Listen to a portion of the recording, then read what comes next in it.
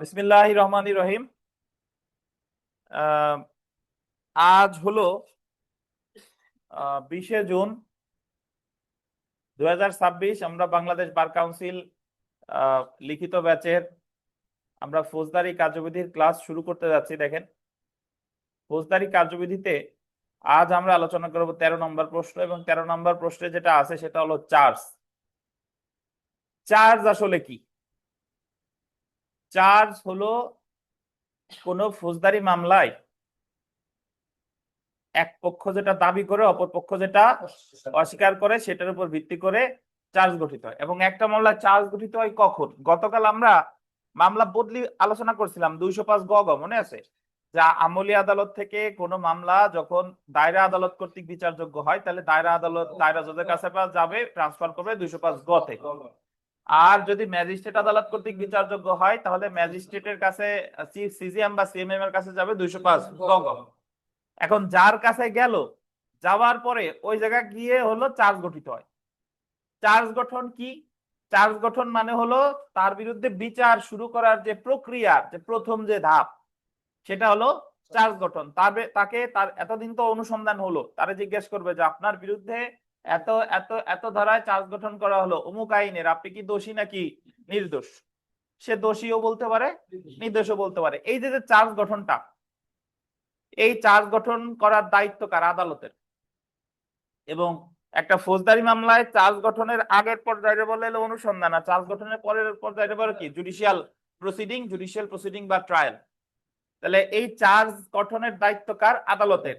চার্জে আসামির নাম, কবে অপরাধ করছে, কোন সময় করছে, কোন আইনের অধীন করছে, কিভাবে অপরাধ করছে, এই বিষয়গুলো বিস্তারিত উল্লেখ থাকে।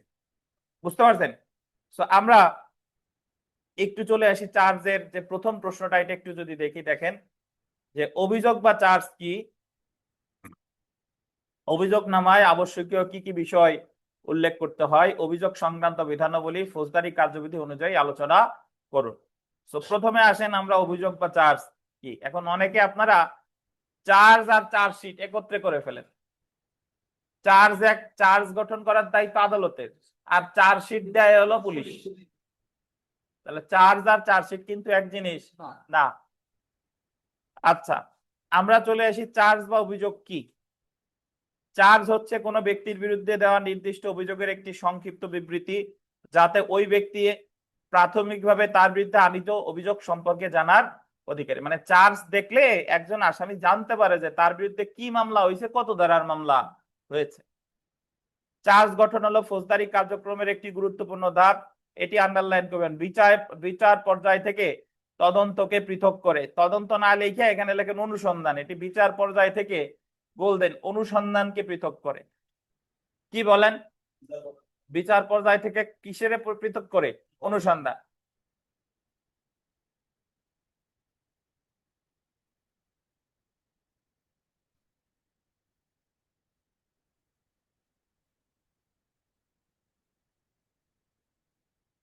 কোন ফৌজদারি মামলায় নালিশকারী বা রাষ্ট্রপক্ষ যেটা দাবি করে এবং আসামি পক্ষ যেটা অস্বীকার করে, আন্ডারলাইন করেন। নালিশকারী বা রাষ্ট্রপক্ষ যেটা কি করে?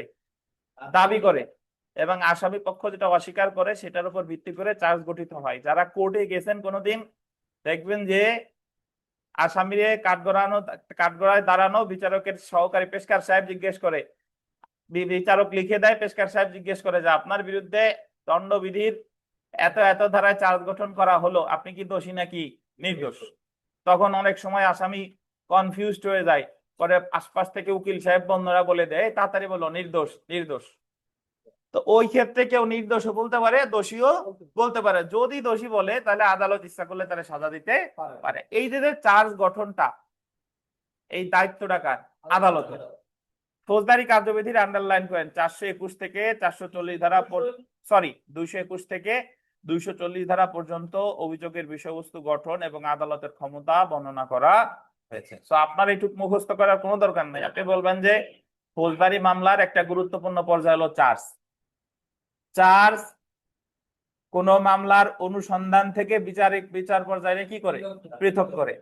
চার্জ দেখলে একজন আসামি বুঝতে পারে যে তার বিরুদ্ধে কোন মামলা, কত ধারার মামলা, কিসের বিচার শুরু হতে যাচ্ছে বা হচ্ছে। ঠিক আছে?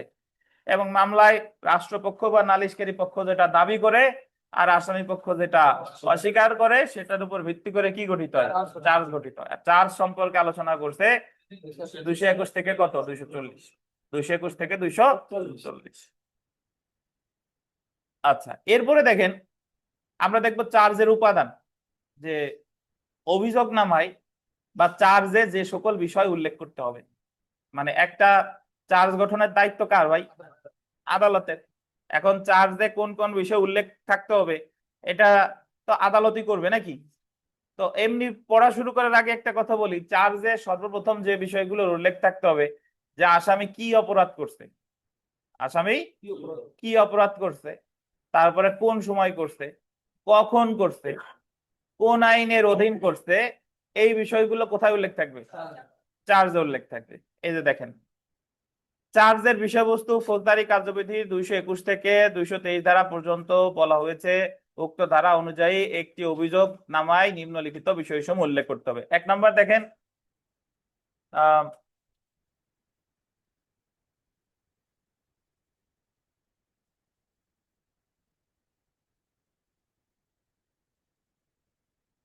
আচ্ছা, 1 নম্বরে দেখেন চার্জে অপরাধের বিবরণ থাকতে হবে। চার্জে অপরাধের বিবরণ থাকতে হবে, অপরাধের নির্দিষ্ট নাম উল্লেখই যথেষ্ট বিবরণ। এই কথাটার উল্লেখ কি, মানে অর্থ কি?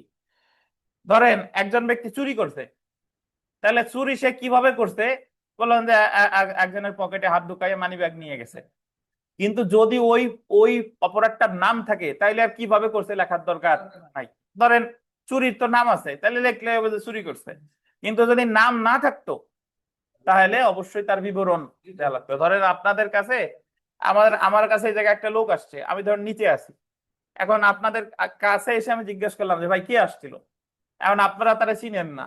যদি না চিনেন তাহলে তো আমার বিবরণ দিবেন, স্যার লম্বা, দেখতে এরকম দেখা যায়, অমুক এলাকা থেকে আসছে।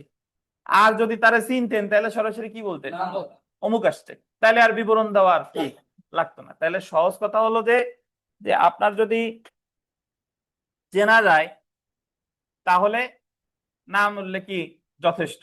মানে যদি অপরাধের নাম থাকে নাম, আর না থাকলে কি দিতে হবে, বিবরণ। আচ্ছা, তারপর দেখেন 2 নাম্বার, যে ক্ষেত্রে অপরাধের নির্দিষ্ট নাম নেই সেই ক্ষেত্রে অপরাধের সংজ্ঞা এমন ভাবে উল্লেখ করতে হবে যাতে আসামি তার বিরুদ্ধে আনীত অভিযোগ সম্পর্কে সুস্পষ্টভাবে কি করতে পারে, বুঝতে পারে। ওই যে যে কথা বললাম যে অনেক অপরাধ আছে, যে আমাদের সমাজে অনেক অপরাধ আছে এখনো এটার নাম নাও থাকতে পারে। এখন আপনি যদি বলেন স্যার কেমনে নাম না থাকে আবার কেমনে পারে? হ্যাঁ পারে।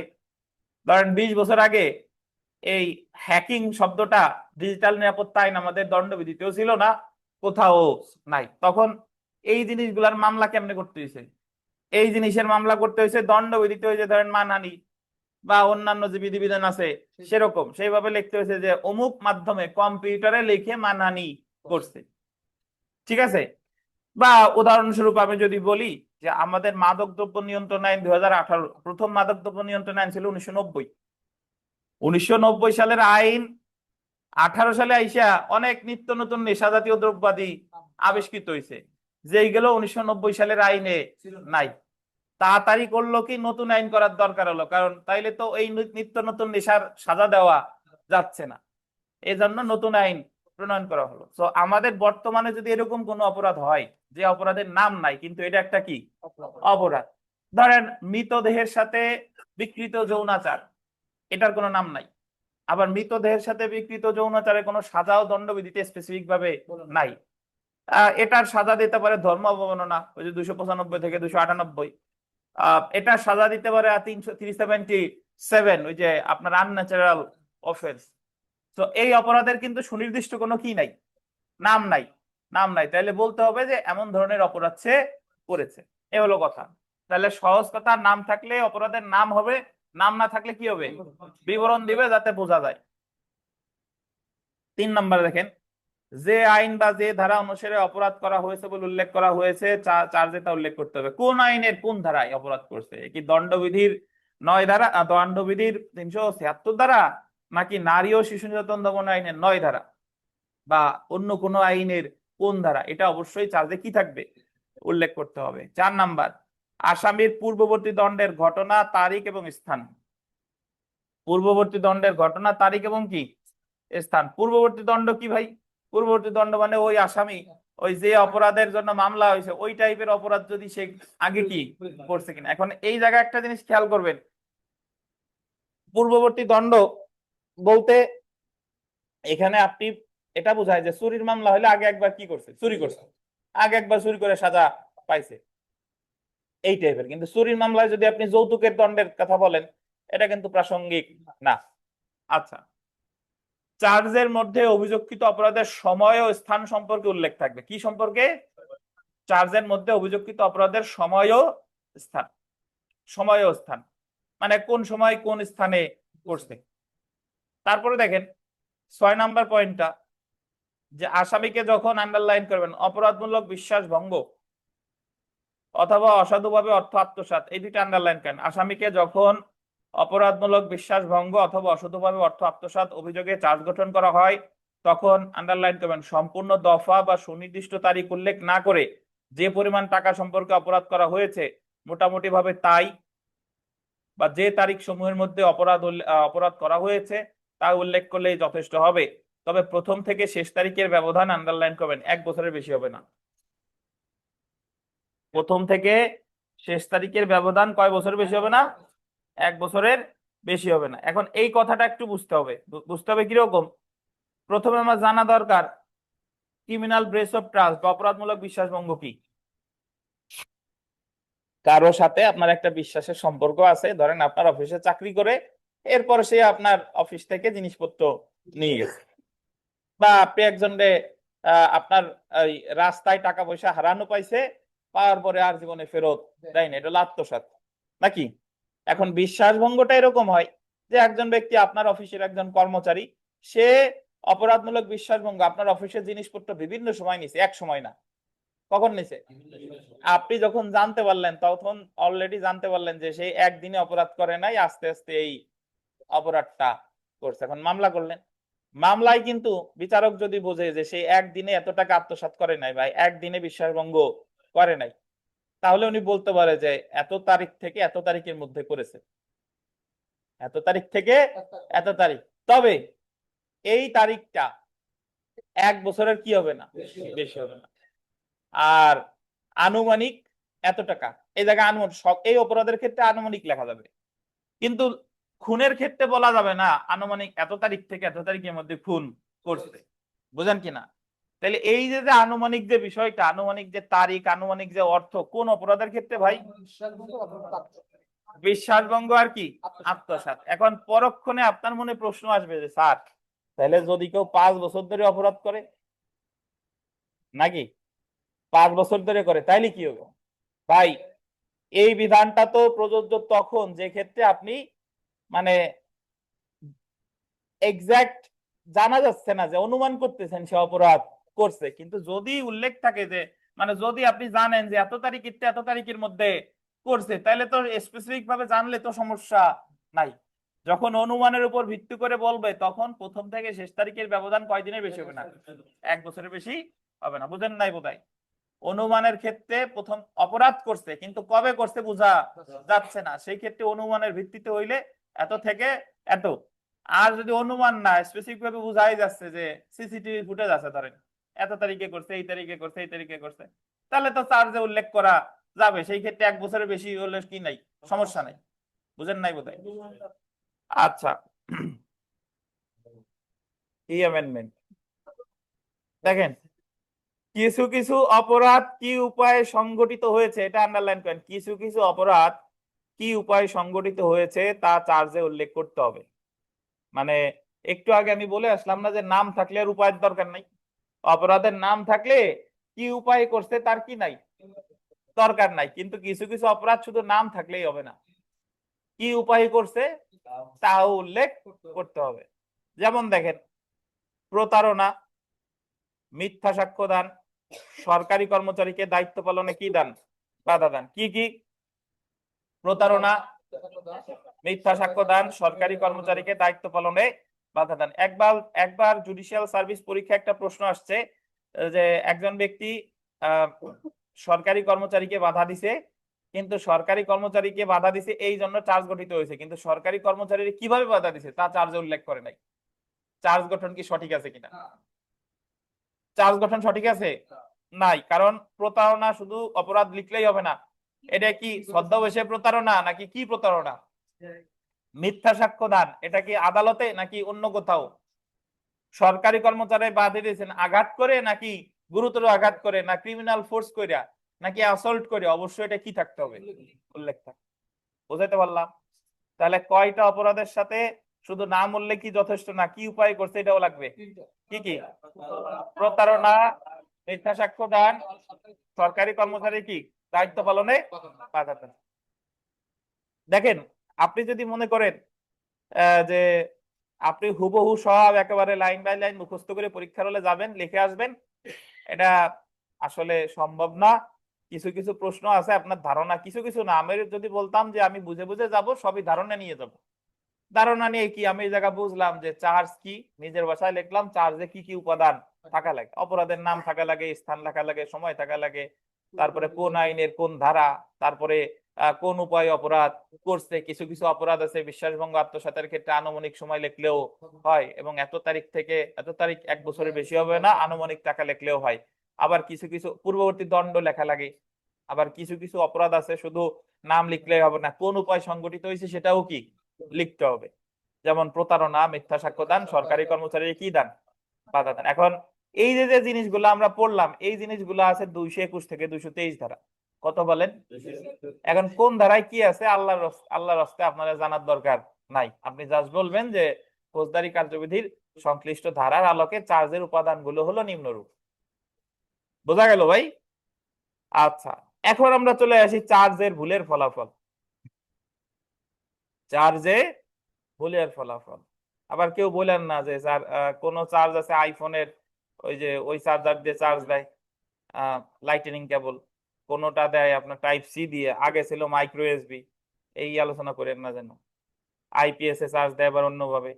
আচ্ছা, চার্জে ভুলের ফলাফল, চার্জে ভুলের ফলাফল চার্জ গঠন করে কে? আদালত। তাহলে ভুল করবে কে? আদালত। চার্জ গঠন করছে, চার্জে ভুল হয়ে গেছে। চার্জে ধরেন ধারা একটার কথা হয়ে গেছে আর একটা, সময় একটার কথা হয়ে গেছে আর একটা, স্থান একটার কথা হয়ে গেছে আর একটা। এখন এই ভুলের কারণে, নরমালি চার্জের ভুলের কারণে আসামি অ্যাকচুয়ালি ক্ষতিগ্রস্ত হয় আসামি। কে হয়? আসামি বা আসামি বা আদিপক্ষ যাই হোক না কেন। এখন এই চার্জে ভুলের কারণে এই চার্জটা কি বহাল থাকবে কিনা, নাকি চার্জ বাতিল হয়ে যাবে? বুঝছেন? এই সমস্যাটা মানে এই বিধানটা আলোচনা করছে 225 আর 232। আমার কথা শুনেন, চার্জে যদি ভুল থাকে এবং এই ভুলের কারণে যদি ন্যায় বিচার ব্যাহত না হয়, মানে ওই ভুলে তেমন কোনো সমস্যা নাই, তাহলে সেটা গুরুতর বলে বিবেচিত হবে না। এটা হলো 225। মানে চার্জে ভুল আছে কিন্তু ওই ভুলের কারণে ন্যায় বিচার কি হয় না, ব্যাহত হয় নাই, তাহলে সেটা গুরুতর বলে বিবেচিত হবে না। এখন আবার মনে মনে প্রশ্ন আসবে, স্যার ন্যায় বিচার ব্যাহত হয়েছে না না হয়েছে বুঝবো কেমনে? বুঝাবানি, আগে এই কথাটুক শোনেন। চার্জে ভুল ছিল, ভুলের কারণে কি হয় নাই, ন্যায় বিচার ব্যাহত হয় নাই, তারে গুরুতর বলে বিবেচিত হবে না। আর 225, জি। আর চার্জে ভুল ছিল, ভুলের কারণে ন্যায় বিচার কি ব্যাহত হয়েছে, তাহলে ওই চার্জের যে শাস্তি সেটা বাতিল করে দিয়ে নতুন করে চার্জ গঠনের নির্দেশ দিতে পারে। এটা হলো 232। তাহলে আমরা সহজভাবে মনে রাখবো, চার্জে ভুলের কারণে চার্জ বাতিল টাতিল কিছু করবে না 225। আর চার্জে ভুলের কারণে চার্জ বাতিল করতে পারে কত? 232। একটু পড়ি দেখে। চার্জে ভুলের পরিণতি সম্পর্কে 225 ও 232 ধারা আলোচনা করা হয়েছে। 225 ধারা অনুসারে চার্জে ভুলের কারণে যদি ন্যায় বিচার ব্যাহত না হয়, তাহলে তা গুরুতর বলে বিবেচিত হবে না। ন্যায় বিচার ব্যাহত হয় নাই, তাহলে গুরুতর বলে বিবেচিত হবে না। অপরদিকে 232 ধারা অনুসারে চার্জে ভুলের কারণে যদি ন্যায় বিচার কি হয়, ব্যাহত হয়, তবে উক্ত ভুল গুরুতর বলে বিবেচিত হবে এবং উচ্চ আদালত উক্ত চার্জ কি করতে পারে, বাতিল করতে পারে। তো প্রথমে আমরা চলে আসি 225 ধারা। দেখেন, চার্জে ভুলের পরিণতি। ফৌজদারি কার্যবিধি 225 ধারা মতে চার্জ বা অভিযোগে অপরাধের বর্ণনা বা অন্য কোনো তথ্য পরিবেশনের সময় কোনো ভুল হলে, আন্ডারলাইন করেন, কোনো কিছু বাদ পড়লে আন্ডারলাইন করবেন, যদি আসামি বিভ্রান্ত না হয়, মানে ভুল হয়েছে বাদ পড়ছে বাট আসামি কি হয় নাই, বিভ্রান্ত হয় নাই, বা ন্যায় বিচার ব্যাহত না হয়, তাহলে তা মামলার কোনো পর্যায়ে গুরুতর বলে বিবেচিত হবে না। এবং অর্থাৎ এই ধরনের ভুলের কারণে মামলার বিচারে কোনো প্রকার ব্যাঘাত সৃষ্টি হবে না। এখন এখানে দুইটা উদাহরণ আছে, এই দুইটা উদাহরণ আপনার মনে রাখতে হবে। দেখেন উদাহরণ এক, কারণ চার্জ থেকে সরাসরি প্রশ্ন আসতে পারে, অথবা আপনার একটা প্রবলেমেটিক প্রশ্ন দিয়ে দিছে সরাসরি উদাহরণ থেকে। আচ্ছা দেখেন, কাবিরকে দণ্ডবিধির 242 ধারায় চার্জ করা হয়েছে যে সে জাল মুদ্রা রেখেছে এবং যখন সে উহা দখলে এনেছে তখন সে জাল বলে জানতো। কত ধারায় মামলা? কত ধারায়? 242। কত ধারায়? 242 ধারায় তার বিরুদ্ধে মামলা হয়েছে। কি বলছে? সে জাল মুদ্রা রেখেছে এবং যখন দখলে এনেছে সে এটা জাল বলে কি জানতো। কিন্তু উক্ত চার্জে গোল্ডেন প্রতারণা শব্দটি বাদ পড়েছে। কি বাদ পড়ছে? প্রতারণা। অ্যাকচুয়ালি ওই জায়গায় লেখা ছিল যে কাবির এই কাজগুলো করছে, জাল মুদ্রা রেখেছে কিসের জন্য? প্রতারণা করার জন্য। কিন্তু বিচারক ভুল করে প্রতারণা শব্দটা কি লেখে নাই। এখন আসামি এসে যদি বলে যে ইওর অনার, আমি খালাস পাওয়ার অধিকারী, কারণ আমার তো প্রতারণা কথাটা এই জায়গা লেখা হয় না, আমার তো প্রতারণা করার জন্য লেখি নাই, চার্জে এই যে ভুল ভুল সে বলতেছে যে চার্জে যেহেতু প্রতারণা শব্দটা আসে না, আমি খালাস পাবার কি অধিকারী। এখন আদালত বলবে কি যে কাবির তুমি তো প্রতারণা, ধরো আমি ভুল মানে লেখিই নাই, কিন্তু বাকি টুকি দেখছো যে জাল মুদ্রা রেখেছো এবং যখন দখলে রাখছো তখন তুমি জাল বলে জানতো। এখন একজন মানুষ কেন জাল মুদ্রা রাখে ভাই? তার তার হবি সেটা না। জাল মুদ্রা তো ডেফিনেটলি কোনো অপরাধ করার উদ্দেশ্যেই রাখে নাকি? তাহলে এক্ষেত্রে এই যে প্রতারণা শব্দটা বাদ পড়ছে, এটা কি গুরুতর বলে বিবেচিত হবে না? এখানে কি ন্যায় বিচার ব্যাহত হয়েছে? ন্যায় বিচার ব্যাহত হয় নাই। তাহলে 225 ধারা অনুসারে এই জায়গা কি চার্জ বাতিল করবে? করবে না। বোঝা গেল ভাই? আচ্ছা, উদাহরণ 2 দেখেন, মনোযোগ দেন। মনোযোগ দিলে আমরা এই সকালবেলা পড়তেছি, খুব ভালোভাবে পড়তেছি যাতে আপনার মনে থাকে ইনশাল্লাহ। দেখেন আবার এই ক সমান সমান কাবিরই ধরি। কাবিরের বিরুদ্ধে 1882 সালের 21শে জানুয়ারি, কত সালের কত তারিখ? 1882 সালের 21শে জানুয়ারি বলতেন খোদা বক্স, এই নাম আমি দেই নাই, এই নাম দেয়ার একটাই আছে, খোদা বক্স। খোদা বক্স, খোদা বক্স নামক এক ব্যক্তিকে হত্যার অভিযোগ করা হয়েছে। একটু বোঝেন তাহলে, কাবিরের বিরুদ্ধে অভিযোগ সে 1882 সালের কয় জানুয়ারি? 21শে জানুয়ারি। কাকে হত্যা করছে? খোদা বক্স। বুঝেন কিনা? কিন্তু প্রকৃতপক্ষে নিহত ব্যক্তির নাম হায়দার বক্স এবং হত্যার তারিখ 1882 সালের 20 জানুয়ারি। একটু শুনেন, মেইনলি যে মারা গেছে, যারা হত্যা করা হয়েছে তার নাম কি? তার নাম হলো হায়দার বক্স, কিন্তু চার্জে লেখা হয়েছে কি? খোদা বক্স। ঘটনা ঘটছে 20 জানুয়ারি, চার্জে লেখছে কবে? 21 জানুয়ারি। বুঝেন কিনা? মানে এই জায়গা কি বলিছে? আসামির নাম আর তারিখ, এটুক বুঝছেন? আচ্ছা এখন দেখেন, কথা বলেন না সোনারা। দেখেন, কাবির কেবলমাত্র একটি হত্যাকাণ্ডেই অভিযুক্ত হয়েছে এবং ম্যাজিস্ট্রেট কর্তৃক অনুসন্ধানকালে সে শুনেছে যে উহা, এটা বললেন অনুসন্ধানকালে, ম্যাজিস্ট্রেট কর্তৃক অনুসন্ধানকালে শুনেছে যে উহা কেবলমাত্র হায়দার বক্স হত্যা সম্পর্কিত। আদালত ইহা ধরে নিতে পারেন যে কাবির বিভ্রান্ত হয়নি এবং অভিযোগের ভুল নগণ্য। আমাদের বইয়ের উদাহরণগুলো অসম্পূর্ণ, বইয়ের উদাহরণগুলো রান্নার মাঝ পথে ছেড়ে দিছে, বাকিটুকু আপনার রান্না করে স্বাদ নিতে হবে। মানে বিষয়টা হলো কি, যে কাবিরের বিরুদ্ধে তো অভিযোগ সে খোদা বক্সে হত্যা করছে আর এত জানুয়ারি, কিন্তু অ্যাকচুয়ালি ওই ব্যক্তির নাম হায়দার বক্স আর ঘটনা ঘটছে আর 1 তারিখ। এখন কাবির রে ধরেন সাজা দিছে, বিচারিক আদালত কাবির রে কি দিছে? সাজা দিছে। এখন কাবির যাইয়া আপিল আদালতে বলতেছে যে ওনার এই সাজা তো বৈধ হয় নাই, আমি খালাস পাবার অধিকারী। কেন তুমি খালাস পাবার অধিকারী? কারণ খোদা বক্স নামে তো কেউ মারা যায় নাই আর অমুক তারিখে তো কোনো ঘটনা ঘটে নাই, এই কারণে আমি খালাস পাবার অধিকারী। এটুকু বুঝছেন? এই কথা কি এই জায়গা আছে? নাই, কিন্তু এটুকু আমার কি করতে হবে? বুঝতে হবে, মানে কল্পনা করে বুঝে নিতে হবে উদাহরণ। এখন আপিল আদালত কাবিরকে বলতেছে যে কাবির তুমি ভাব ধরো না, তুমি মামলা যখন চার্জ গঠন হয়েছে তো অনেক পরে।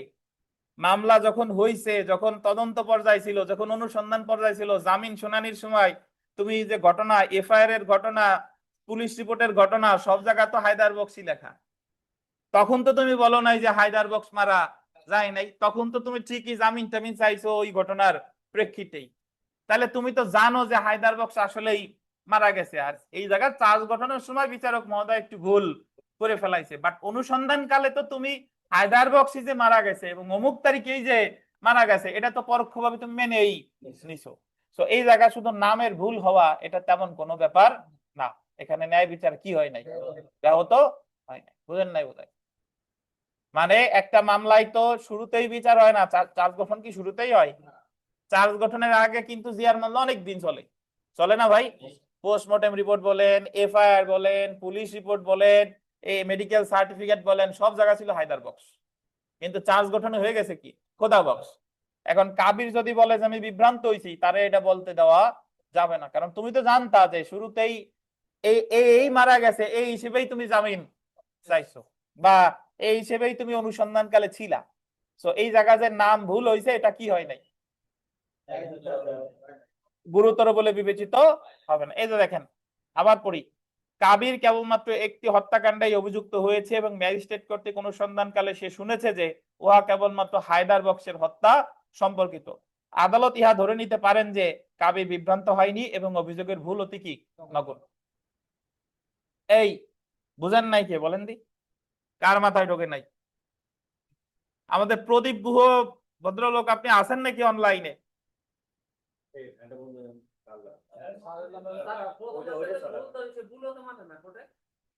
জি,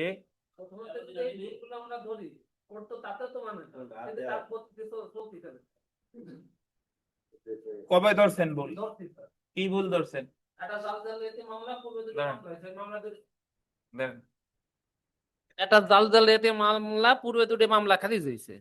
খারিজ হওয়ার পর ম্যাজিস্ট্রেট কোর্টে বলছে স্যার পূর্বে যে মামলার নথি ছিল ওই নথিটারে আনেন, সেটা আনি নেই।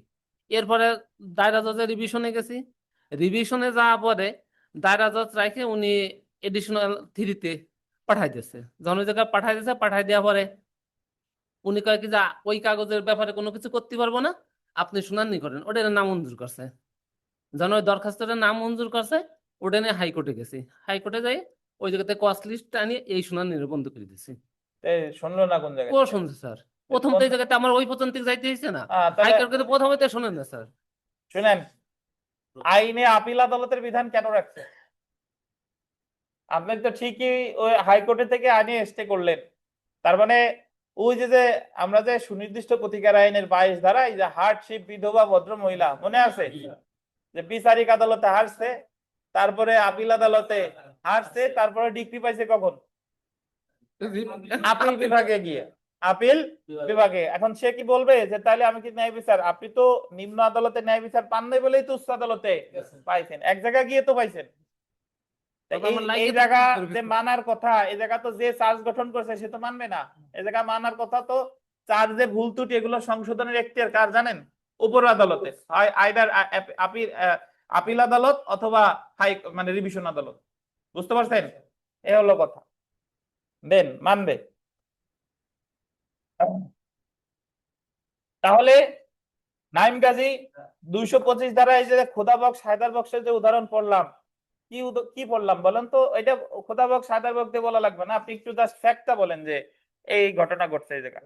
খোদা বক্স আর হায়দার বক্সের বিষয়টা হচ্ছে যে যখন চার্জ গঠন করা হয়েছে তখন নামটা ভুল হয়েছিল, হুম কিন্তু এই নাম ভুল হওয়ার কারণে তো ন্যায় বিচার ব্যাহত হয় নাই, হুম যে কারণে স্যার ওই এই হবে না,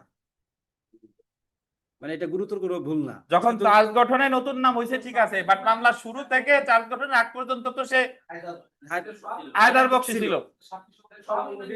তো এটা কি বলে বিবেচিত হবে না, গুরুতর বলে বিবেচিত হবে না। বুঝছেন? হ্যাঁ, তপন কি প্রশ্ন আছে বলেন।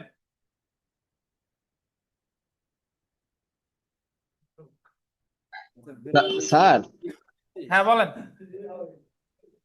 চার্জের ফুলের ভুলের পরিণতি সম্পর্কে আমরা স্যার দুইটা উদাহরণ পড়লাম। এখন স্যার আমরা লেখার সময় কি একটা লিখলে হবে স্যার? আচ্ছা শুনেন, একজন ভালো একটা প্রশ্ন করছে স্যার, চার্জে ভুলের পরিণতি সম্পর্কে দুইটা প্রশ্ন উদাহরণ লেখার সময় লিখবো কয়টা? একটু দাঁড়ান।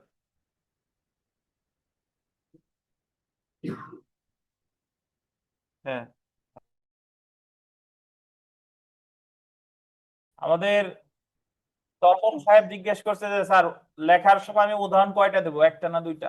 লেখার সময় আপনি যে কোনো একটা দিবেন। এখানে দুইটা দেওয়া এই কারণে যে পরীক্ষায় যাতে সমস্যামূলক প্রশ্ন আসলে বুঝতে পারেন যে এটা 225 ধারা থেকে আসছে। বুঝাইতে পারলাম? জি আচ্ছা, স্যার। 232 ধারা দেখেন, গুরুতর ভুলের ফলাফল। গুরুতর ভুলের ফলাফল 232 হলো যে চার্জ গঠন হয়েছে, চার্জে ভুল আছে। 25 হলো ওই ভুলটা গুরুতর বলে বিবেচিত হয় নাই।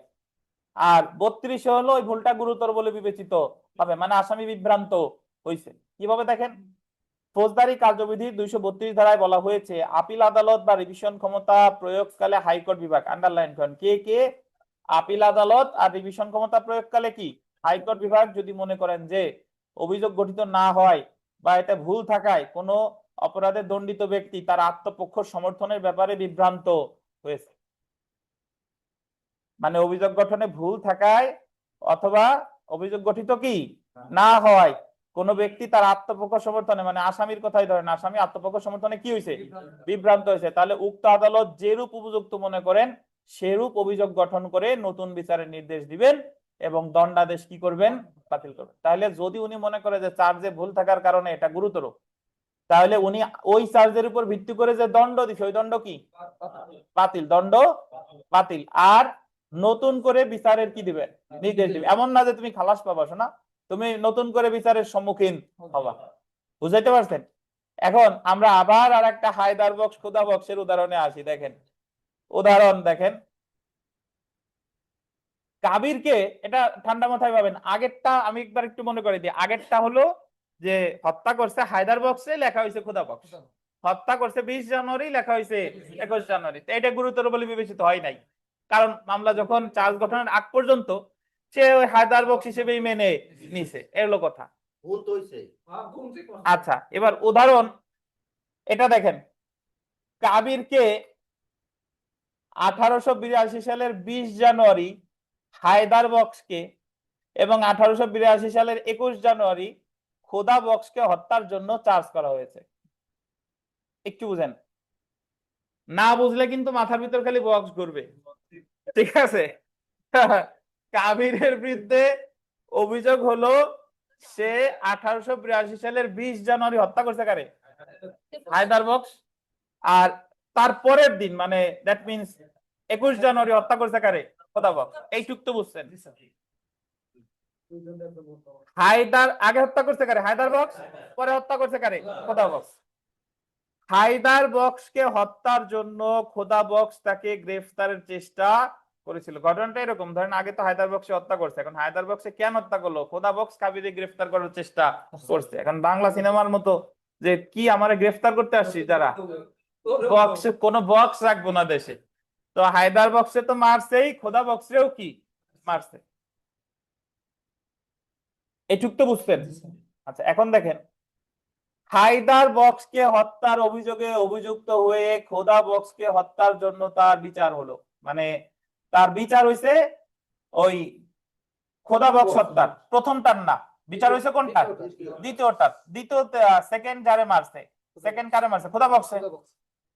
প্রকৃতপক্ষে যে সকল সাক্ষী উপস্থিত ছিল তারা সকলে হায়দার বক্সের হত্যাকাণ্ডের সাক্ষী, মানে ওই বিচার হয়েছে খোদা বক্স হত্যার, কিন্তু খোদা বক্স হত্যায় যারা সাক্ষী দিছে সব সাক্ষী হলো হায়দার বক্স মামলা।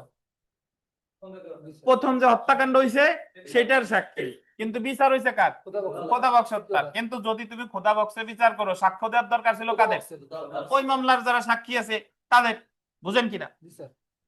এখন কাবির এ ধরনের সাজা শাস্তি দিয়ে দিছে। এখন কাবি আপিল আদালতে কি বলছে যে ওনার এই যে চার্জ গঠন করে, ধরেন আমি দুইটা মামলার আসামি আমি মাইনে নিচ্ছি, আমি যদি দোষী সাব্যস্ত হই, আমারে প্রপার ওয়েতে বিচার করে আমার সাজা দেওয়া হোক, কিন্তু আমারে শাস্তি দিছে খোদা বক্স হত্যা মামলার, কিন্তু দেখতে মর্জি হয় খোদা বক্স হত্যা মামলায় সাক্ষী দিছে কারা, হায়দারবক্স হত্যাকাণ্ডের যারা সাক্ষী তারা দিছে, তাহলে আমার বিচারটা তো কি হয় নাই, সঠিক হয় নাই, এবং চার্জ গঠনের জায়গা কি হয় নাই, সঠিক হয় নাই। তো এই জায়গায় ন্যায় বিচার কি হয়েছে, ব্যাহত হয়েছে। তাহলে আদালত কাবিরের এই যে যে মানে খোদা বক্সে হত্যার জন্য কাবিরের যে সাজা দিছে, এই সাজা কি করে দিবে, বাতিল করে দিয়ে বলবে যে তুমি আবার নতুন করে তোমার কি হবে, বিচার হবে। খালাস না, কিন্তু কি করবে, বাতিল করে দিয়ে নতুন করে বিচার হবে। এটাই হলো 232। এখন পানি তো অনেক প্রকার আছে, লাল পানি আছে, নষ্ট পানি আছে, এখন কোন পানি? আচ্ছা দেখেন, এখন শুনেন, তাহলে আমি দুইটা উদাহরণ আপনাদের ক্লিয়ার করে দিই। আগেরটা ছিল হলো অনুসন্ধানকালে হত্যা করছে একজনরে, মানে হত্যা করছে একজনে, অনুসন্ধানের নাম ঠিকঠাক আছে, চার্জ গঠনের নাম হয়ে গেছে আর একজনরে, এটা গুরুতর বলে বিবেচিত হবে না, 225। আর 232 হলো দুই বক্সেই হত্যা করছে, কিন্তু পরের বক্সের বিচার করছে, সাক্ষী দিছে আগের বক্সের সাক্ষীরা, এই কারণে এই এই চার্জটা গুরুতর, মানে ভুলটা গুরুতর বলে বিবেচিত হবে এবং দণ্ডাদেশ বাতিল হবে এবং নতুন করে বিচার হবে। এটা কত, 232, বুঝেন কিনা? তাহলে চার্জে ভুলের পরিণতি সম্পর্কে আলোচনা করেছে ভাই কত কত ধারায়, 225 আর 200। কে বলতে পারবেন এই উদাহরণ দুইটা, কে বলতে পারবেন? নির্মল আর বিকাশ, আর কে পারবে? এই এই উদাহরণ আরেকটা বানাই দেন। পিপাসে দেন তো, পিপাস ভাই দেন, দেন পিপাস ভাই বলেন। আচ্ছা স্যার, প্রথম উদাহরণে হচ্ছে যে ইসের ওই একটাই খুন করছে এবং খুনের দেখা যাচ্ছে তারিখটা শুধু ভুল হয়েছে, তারিখ ভুল হওয়ার কারণে তারিখ আর নাম, আর নাম, এতে ন্যায় বিচার ব্যাহত হয় নাই। এই ক্ষেত্রে চার্জ ঠিক আছে এবং কোনো সমস্যা নাই এতে। আর আর দ্বিতীয়টা হচ্ছে যে খুন করছে দুইটা বা তিনটেই হইলো, কিন্তু ঘটনা হচ্ছে যে ওখানে ওই ইসের প্রথমে মানে যে খুনের বিচার করছে সাক্ষী বিচার দিছে করে আর সাক্ষীতে আরেকটা মামলা।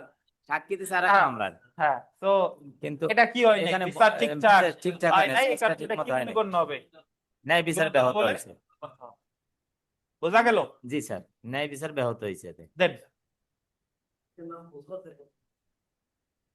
মদিনা সুলতানা, দেখ চার্জের উপাদান কি কি, দেখি পারেন কিনা, ধরেন বলেন চার্জের উপাদান কি কি। একটু আগে পড়াইছি না, বলেন, মনে করেন। স্থান, সময়, কোন আইনের কোন ধারা, হিন্ট দিলাম, আর বলেন। আবার যে পারবেন পারবেন, নার্ভাস হবেন না, বলেন। পূর্ববর্তী দণ্ডের ঘটনা, তারপরে তারিখ, স্থান, ধন্যবাদ। তারপরে আ- সময়, সময়, স্থান, পূর্ববর্তী দণ্ড, তারপরে কোন অপরাধের ক্ষেত্রে সুনির্দিষ্ট তারিখের দরকার নাই, কোন অপরাধ, বিশ্বাসভঙ্গ আর আত্মসাৎ। এই জায়গা প্রথম থেকে শেষ দিনের ব্যবধান কত, 1 বছর। ঠিক আছে, ধন্যবাদ, দেন। তো এই ছিল চার্জে ভুলের পরিণতি, আশা করি পারবেন নাকি ভাই, পারবেন। এবার আমরা চলে এসেছি চার্জ পরিবর্তন বা নতুন চার্জ গঠনের ফলাফল। আমরা প্রিলিতে পড়ছিলাম, আপনার মনে আছে কিনা, রায় ঘোষণার পূর্ব পর্যন্ত চার্জ পরিবর্তন করা যায়, মনে আছে? এই যে দেখেন 227 ধারা, যখন আদালত চার্জ পরিবর্তন করতে পারে। ফৌজদারি কার্যবিধি 227 ধারা মতে আদালত রায় ঘোষণার পূর্বে যে কোনো সময় চার্জ পরিবর্তন করতে পারে বা নতুন চার্জ গঠন করতে পারে। চার্জের এরূপ পরিবর্তন হলে প্রত্যেকটি পরিবর্তন বা সংযোজন আসামিকে কি করতে হবে, পড়ে শোনাতে হবে বা বোঝাতে হবে। তাহলে যদি পরীক্ষায় প্রশ্ন আসে যে চার্জ কখন পরিবর্তন করা যায়, রায় ঘোষণার কি পূর্ব পর্যন্ত, রায় ঘোষণার পূর্ব পর্যন্ত পরিবর্তনও করা যায়, আবার কি সংযোজনও করা যায়, পরিবর্তনও করা যায়, সংযোজনও করা যায়। পরিবর্তন হলো ধরেন এক চার্জ আছে ওইটা বাদ দিয়ে আরেকটা, আর সংযোজন হলো যা আছে তো আছে তাতে আরেকটা। আসামির প্রতিকার দেখেন, চার্জ পরিবর্তন বা সংযোজনের ফলে আসামি সংক্ষুব্ধ হলে উচ্চ আদালতে কি করতে পারে, রিভিশন করতে পারবে। অ্যাকচুয়ালি চার্জের বিরুদ্ধে যে শুধু আসামি অ্যাগ্রিভড হয় বিষয়টা তা না, এ জায়গায় বাদী পক্ষ অ্যাগ্রিভড হইতে পারে। যদি বলেন কিভাবে স্যার, এইভাবে ধরেন চার্জ ছিল 379-তে, 379 শাস্তি 3 বছর, চার্জ পরিবর্তন করে চার্জ গঠন করেছে 380-তে, শাস্তি 7 বছর। তাহলে এই জায়গায় আগে ছিল কম শাস্তি, এখন হয়েছে বেশি শাস্তি, সংক্ষুব্ধ কে, আসামি। আবার আগে ছিল 380, পরে 380 বাদ দিয়ে গঠন করছে 379, শাস্তি বেশি ছিল কমাই দিছে, তাহলে সংক্ষুব্ধকে বাদী। তাহলে চার্জ পরিবর্তন করলে সংক্ষুব্ধ পক্ষের প্রতিক্রিয়া কি বলেন? রিভিশন। আচ্ছা, অনলাইনে যারা আমাদের এই জায়গায় নোটের জন্য আপনারা বলছেন, আপনারা নোট সবাই আজকে পাঠানো হবে, আগামীকালের মধ্যে ইনশাল্লাহ পেয়ে যাবেন।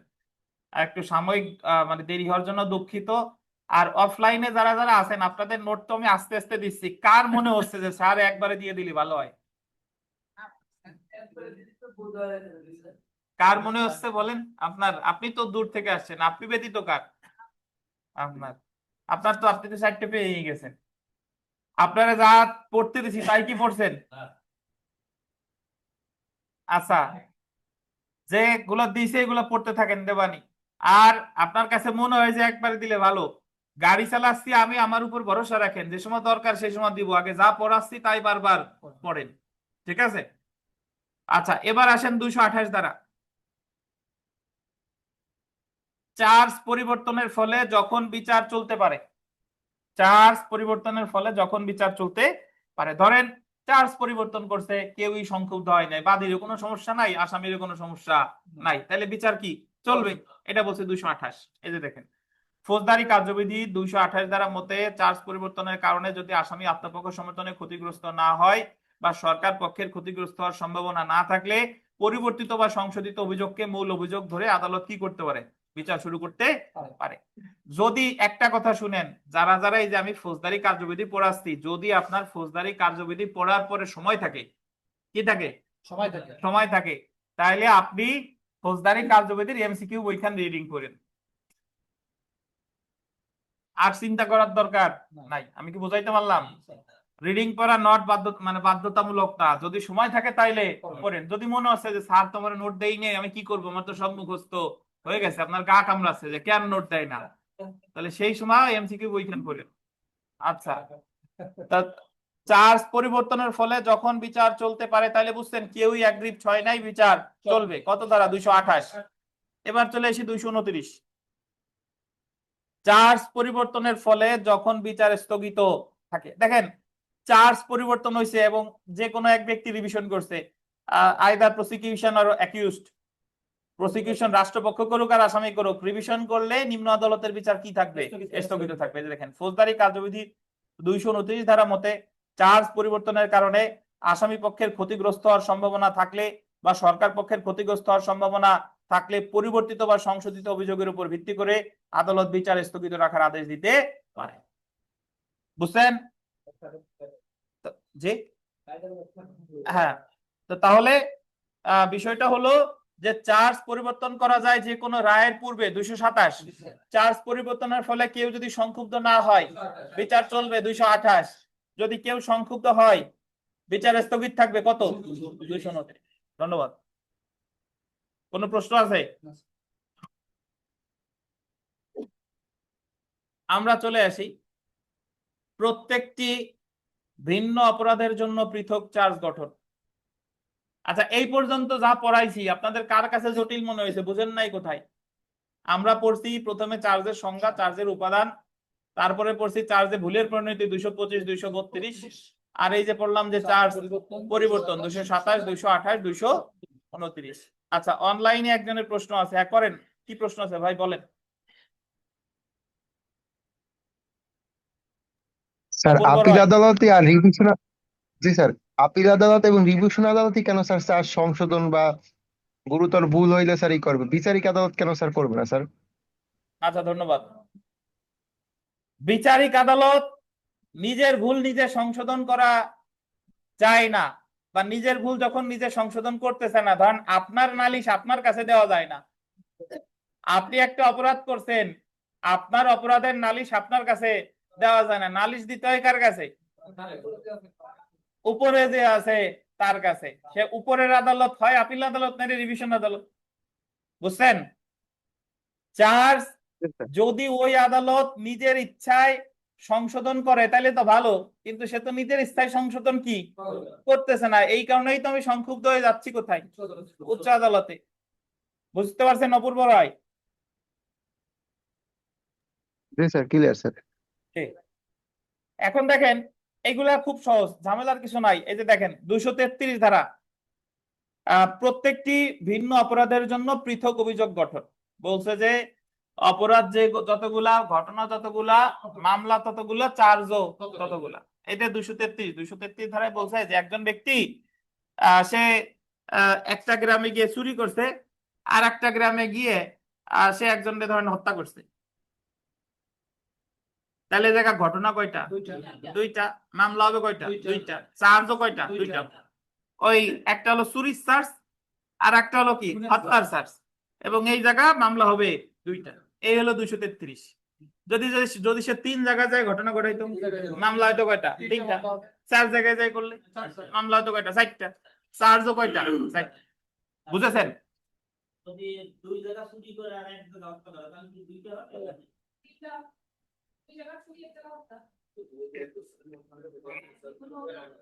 আচ্ছা শুনেন, যা পড়াই ওইটুকু থাকেন। উনি একজন বলছে যে 2 জায়গা চুরি, মানে 2 জায়গা চুরি করছে আর 1 জায়গা হত্যা, তাহলে মামলা 3টা। 2 জায়গা চুরির জন্য 2টা, হত্যার জন্য 1টা।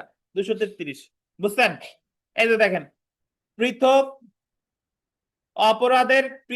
অপরাধের ক্ষেত্রে পৃথক চার্জ গঠন। Silence please. পৃথক অপরাধের ক্ষেত্রে পৃথক চার্জ গঠন এবং পৃথক বিচার। দেখেন, ফৌজদারি কার্যবিধির 233 ধারা মতে প্রত্যেকটি পৃথক অপরাধ সমূহের জন্য পৃথক চার্জ গঠন করতে হবে এবং প্রত্যেকটি চার্জ পৃথকভাবে বিচার করতে হবে। তবে 233 ধারার এই বিধানবলী আন্ডারলাইন করবেন 234, 35, 36, 239 ধারার ক্ষেত্রে প্রযোজ্য না।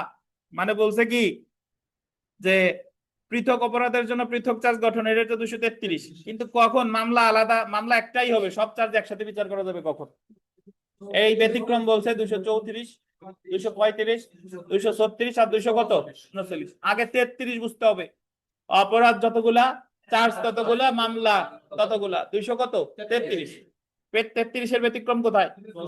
34, 235, 236, 200 কত? 39। উদাহরণ দেখেন, ক একটি ঘটনায় চুরির জন্য অভিযুক্ত এবং অন্য ঘটনায়, গোল্ডেন, অন্য ঘটনায়, ঘটনা কিন্তু এক না, কি ঘটনা? অন্য ঘটনায় মারাত্মক জখমের জন্য অভিযুক্ত। ফৌজদারি কার্যবিধি 233 ধারা অনুযায়ী কয়ের বিরুদ্ধে চুরি এবং মারাত্মক জখমের জন্য পৃথক চার্জ গঠন করতে হবে এবং পৃথকভাবে বিচার করতে হবে। মানে চার্জও পৃথক, বিচারও কি? বিচার পৃথক, মানে হলো মামলা পৃথক। বুঝছেন? 233। এখন কথা হলো যে স্যার, তাহলে মামলা 2টা না হইয়া একটা মামলায় বিচার করা যেত না? এই ব্যতিক্রম 233 এর ব্যতিক্রম আলোচনা করছে কোথায়? 234, 235, 236, 239। তো এই যে দেখেন, প্রত্যেকটি অভিযোগ আলাদাভাবে বিচার করার বিধানটির ব্যতিক্রম সমূহ, প্রত্যেকটি অভিযোগ আলাদাভাবে বিচার করার বিধানটির ব্যতিক্রম সমূহ ফৌজদারি কার্যবিধি 1898 এর 234, 235, 236 এবং 239 ধারায় আলোচনা করা হয়েছে। তো প্রথমেই আমরা চলে আসি 234।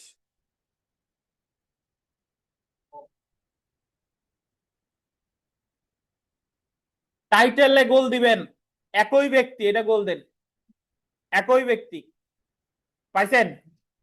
একই ধরনের গোল দেন। গোল দিবেন অনধিক 3টি অপরাধ,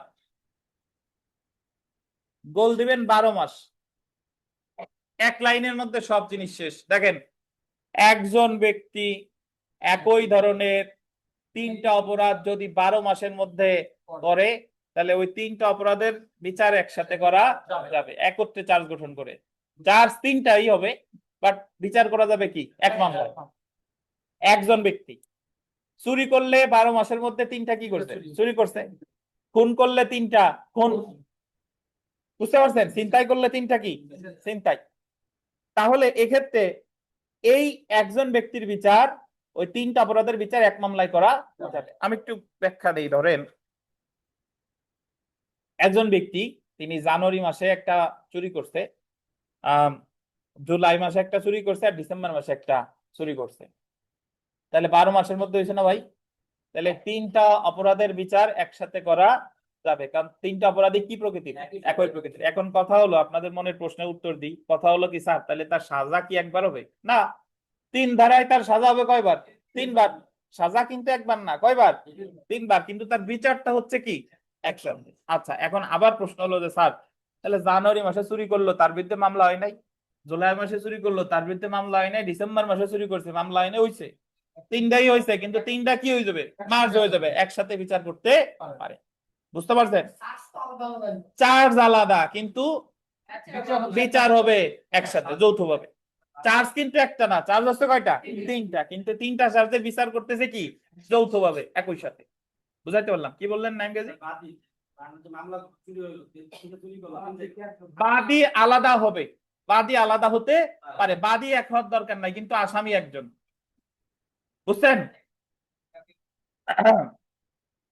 তো তাহলে বাদী আলাদা হতে পারে, কিন্তু আসামি হবে কি, একজন। কয়টা অপরাধ করছে?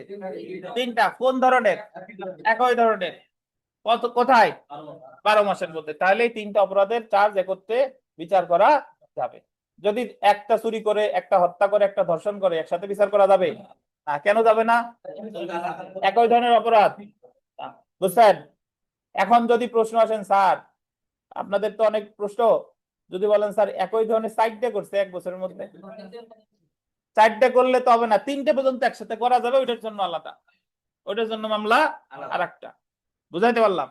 এই যে দেখেন, ফৌজদারি কার্যবিধি 234 ধারা মতে যদি একজন ব্যক্তি একই ধরনের অনধিক 3টি অপরাধ, আন্ডারলাইন করবেন, 1 বছরের মধ্যে সংগঠন করে, কয় বছরের মধ্যে?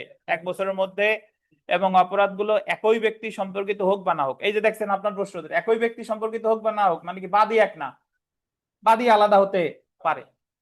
তার বিরুদ্ধে 3 এর অনধিক যে কোনো সংখ্যক অপরাধের জন্য চার্জ প্রণয়ন করা যেতে পারে এবং একটি মকদ্দমায় বিচার করা যেতে পারে। আপনি আপনার মতো ব্যাখ্যা দিবেন যে একজন ব্যক্তি 12 মাসের মধ্যে একই ধরনের যদি 3টা অপরাধ করে, এই 3টা অপরাধের চার্জ 3টা হচ্ছে, কিন্তু এই চার্জ গুলোর বিচার একসাথে করা যাবে। কত ধারা? 34 ধারা। তিনটে বিয়ে করলো, 3 বছর মামলা। তাহলে মনে করেন 3 বছর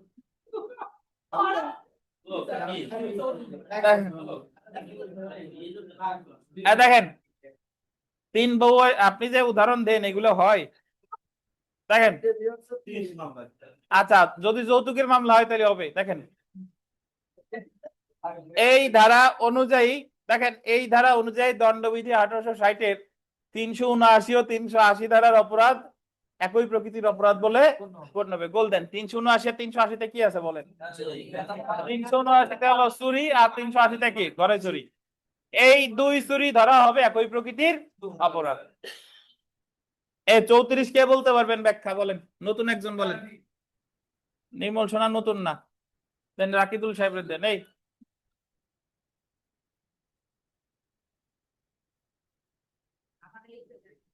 বলেন। স্যার একই ব্যক্তি একই ধরনের কোন অপরাধ যদি 12 মাসের মধ্যে ঘটে, মানে 3টি অপরাধ, সেই 3টি অপরাধের বিচার একই সঙ্গে করা যাবে, চার্জ গঠন করে একই সঙ্গে করা যাবে। ধন্যবাদ দেন।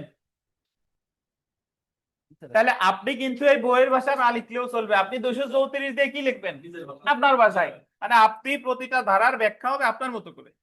আপনি বুঝছেন কিনা, বইয়ের তো একটা ভাষা থাকবে, কিন্তু আপনি যদি বুঝেন, জাস্ট ধারাটা ঠিক রেখে আপনার ভাষায় লিখে একটা উদাহরণ দিলে কোনো সমস্যা নাই। বুঝছেন?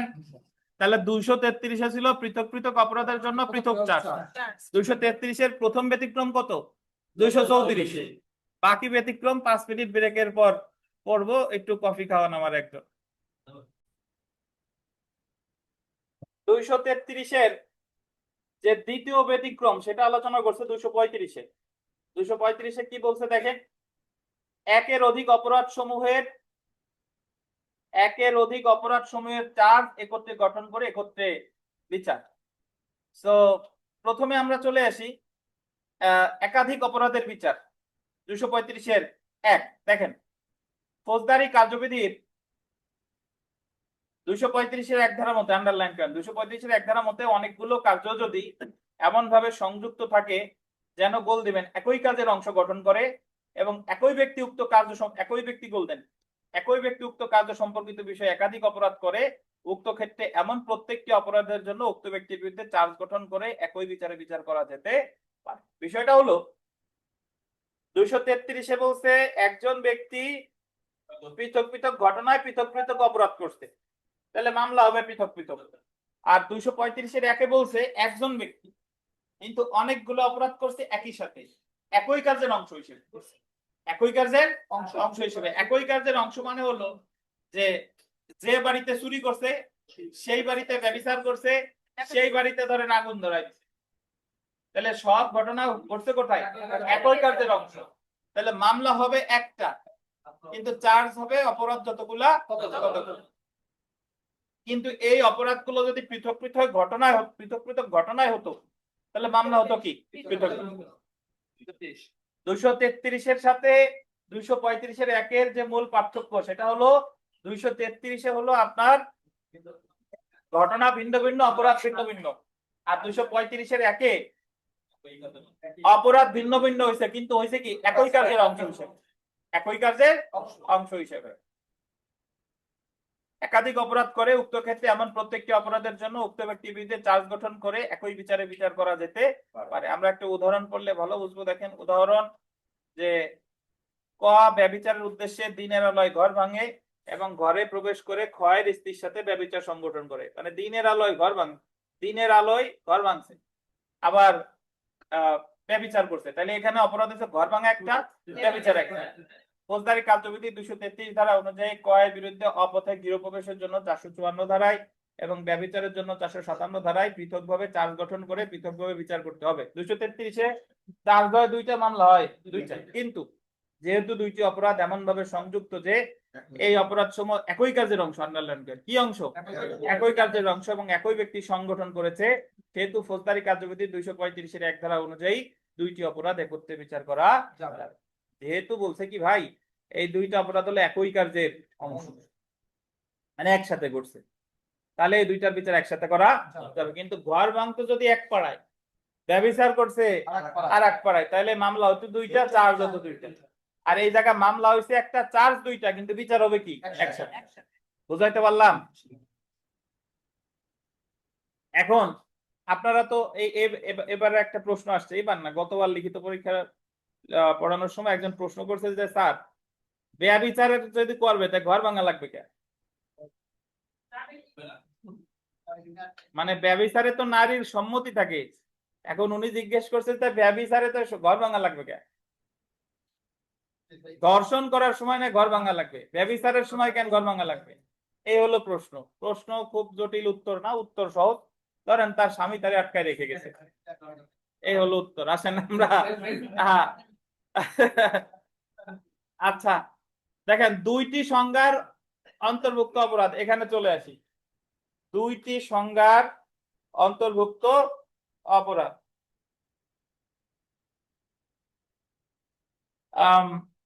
এটা একটু শুনেন। মানে আমাদের দণ্ডবিধিতে যদি এরকম হয় যে আপনি কাজ করছেন একটা, কিন্তু এটা দুইটা সংজ্ঞার মধ্যেই পড়ে,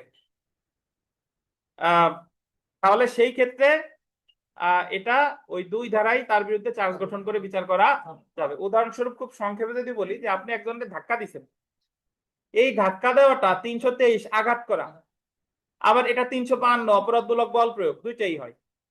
বুঝছেন? ধাক্কা দেওয়াটা আঘাত হয়, ধাক্কা দেওয়াটা অপরাধমূলক বল প্রয়োগ হয়, তাহলে তার বিরুদ্ধে চার্জ গঠন করবো কোনটাই? দুইটাই চার্জ গঠন করে দুইটাই সাজা দেওয়া যাবে। ধরেন আমি বলি আপনি নাইম গাজী, ধরেন উনি সাব ইন্সপেক্টর পরিচয় দিছে। এখন সাব ইন্সপেক্টর পরিচয় দেওয়া, এটা তো সরকারি কর্মচারী ছদ্মবেশ ধারণ করে 170 নাকি 170 মনে আছে?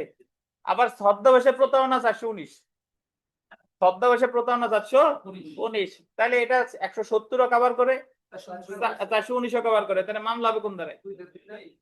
দুই ধারায় মামলা করে, দুই ধারায় সাজা দেওয়া যাবে, কোনো সমস্যা নাই। এটাই বলছে 235-এর 2। 235-এর 2 যে কাজ করছে একটা, কিন্তু অপরাধ হয়েছে কয়টা? দুইটা, তাহলে দুই অপরাধেই চার্জ গঠন করে তারে সাজা দেওয়া যাবে। এই যে দেখেন 235-এর 2 ধারা অনুযায়ী অভিযোগকৃত কাজগুলো যদি এমন একটি অপরাধ সৃষ্টি করে যা বর্তমানে বলবৎ এরূপ কোন আইনের যা দ্বারা অপরাধের সংজ্ঞা ও দণ্ড প্রদান করা হয়, আন্ডারলাইন করবেন, 2 বা ততোধিক পৃথক সংজ্ঞার অন্তর্ভুক্ত। কয়টা সংজ্ঞা? 2 বা ততোধিক পৃথক সংজ্ঞার অন্তর্ভুক্ত, তাহলে উক্ত অপরাধের অভিযুক্ত ব্যক্তির বিরুদ্ধে অনুরূপ প্রত্যেকটি অপরাধের জন্য চার্জ গঠন করা যাবে এবং একই মামলায় বিচার করা যাবে। উদাহরণ দেখেন, সরাসরি এই উদাহরণ থেকে প্রশ্ন আসে। ক ক অন্যায়ভাবে খকে লাঠি দ্বারা আঘাত করে, কি দ্বারা আঘাত করছে? লাঠি দ্বারা। এখানে ক দণ্ডবিধি 321 ধারায় সংজ্ঞায়িত স্বেচ্ছা আঘাত প্রদানের অপরাধ করেছে, যা 323 ধারায় শাস্তিযোগ্য। শাস্তি কত হতে? 323। একই সাথে ক দণ্ডবিধি 350 ধারায় সংজ্ঞায়িত অপরাধজনক বল প্রয়োগের অপরাধ করছে, যা দণ্ডবিধি 352 ধারায় শাস্তিযোগ্য। তাহলে সে আঘাত লাঠি দিয়ে আঘাত করছে একবার, কিন্তু এটা 323-এও আসে, 352-তেও আসে। সুতরাং কয়ের বিরুদ্ধে দণ্ডবিধি 323 এবং 352 ধারার অধীনে প্রকৃতভাবে অভিযোগ গঠন করে উভয় ধারার অধীনে কি দেওয়া যাবে? উভয় ধারার অধীনে শাস্তি দেওয়া যাবে। তাহলে 235-এর 2 বুঝতেন কিনা? 235-এর 2 বুঝতেন। তাহলে 235-এর 1 হলো অনেকগুলো অপরাধ করছে একজন ব্যক্তি একই কাজের অংশ, আর 235-এর ওটা হলো 1 আর এটা হলো 2, একটা কাজ করছে কিন্তু 2 বা ততোধিক সংজ্ঞার অন্তর্ভুক্ত, তাহলে ওই 2 ধারায় সাজা দেওয়া যাবে। এটা হলো 235-এর কত? 2 ধারায় 2 ধারায় চার্জ গঠন করে 2 ধারায় তাহলে সাজা দিতে পারে। বুঝাইতে পারলাম?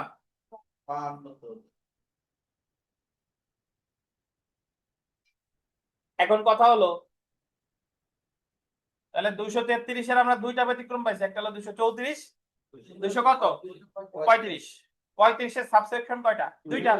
235-এর 1, 235-এর 2। ধরেন আপনার এই উদাহরণটা দিছে যে একজন ব্যক্তি আরেকজন ব্যক্তিকে লাঠিতে আঘাত করছে, এখন এটা 323-এর অপরাধ হয়, এটা 352-এর অপরাধ হয়। কোন ধারায় চার্জ গঠন করে বিচার করবে সংশ্লিষ্ট ধারা উল্লেখে আলোচনা করুন।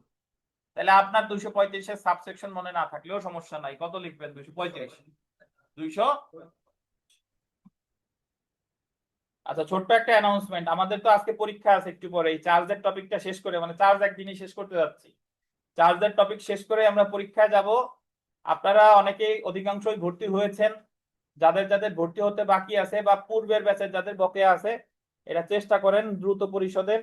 আর নতুন ব্যাচে যারা আছেন কেউ কম দিবেন না আমাকে, আমরা এই জায়গা যে কষ্ট করতে হচ্ছে, আপনার ওই 6 মাস হইলেও আমার ওই যে কোর্স ফি 1 মাস হইলেও সেই কোর্স ফি, এখন 1 মাস হইলে তো আমার কষ্টের পরিমাণ আরো বেশি। তো আপনারা পাস করবেন এই লিখিত পরীক্ষায়, এই কোর্স ফি কোনো কোর্স ফি না, আমারে কম দেওয়ার কোনো তাল বাহানা যেন আপনাদের না থাকে। এবং এটা 12,000, অনলাইনে যারা আছেন 8,000, নোট দিলে 1,000, আর অফলাইনে যারা আছেন 12,000, কোনো কম দেওয়ার চেষ্টা করবেন না, আল্লাহ আপনারে কবুল করে নেবেন। দেখেন 236 ধারায় আসি, কারণ আপনি একটা জিনিস কল্পনা করেন, আমি ছোট্ট একটা উদাহরণ দিই। আপনার যদি প্রিলি পাসের আগের দিন কেউ যদি বলতো যে আমার 12,000 টাকা দাও তুমি প্রিলি পাস করবা, তাহলে আপনি কিন্তু কোনো বলতেন যে এই মুহূর্তেই দিয়ে দিচ্ছি আমার পাস করে দাও, ঠিক আছে? তাহলে এই 12,000 টাকা কোনো টাকা না, আপনি পাস করবেন। আর একটা কথা বলি, আমি এই জায়গা আপনার অনেক কষ্ট হবে, অনেক পরীক্ষা হবে, আপনি এই জায়গা পারেন বা না পারেন, আপনার হাল ছাড়া যাবে না, শেষ পর্যন্ত কি থাকতে হবে? লেগে থাকতে হবে। আমার কথা হলো যে আপনি মাইনাস পান, 25 পান, 30 পান, 20 পান, 1 পান, প্রিলিতে আমি জাস্ট বলছিলাম যে মডেল টেস্টে মিলন পাস করছেন কয়টায়? একটাই পাস করেছে। নাইম গাজী একটা না, 17টা মডেল টেস্ট নিছি, একটা মডেল টেস্টেও নাইম গাজী পাস করে নাই, কিন্তু প্রিলিতে পাস করছে, ঠিক আছে? আমি জাস্ট বলছিলাম যে হাল ছাড়া যাবে, হাল ধরে থাকতে হবে, এই হলো কথা। দেখেন 236 ধারায় আছেন, অপরাধ সংগঠন সম্পর্কে সন্দেহ থাকলে গোল্ডেন, অপরাধ সংগঠন সম্পর্কে সন্দেহ শব্দটা গোল্ডেন। এখানে লেখেন বিকল্প চার্জ, একটু লেখেন বিকল্প চার্জ বা অল্টারনেটিভ চার্জ। 236 ধারায় আছে বিকল্প চার্জ বা অল্টারনেটিভ চার্জ।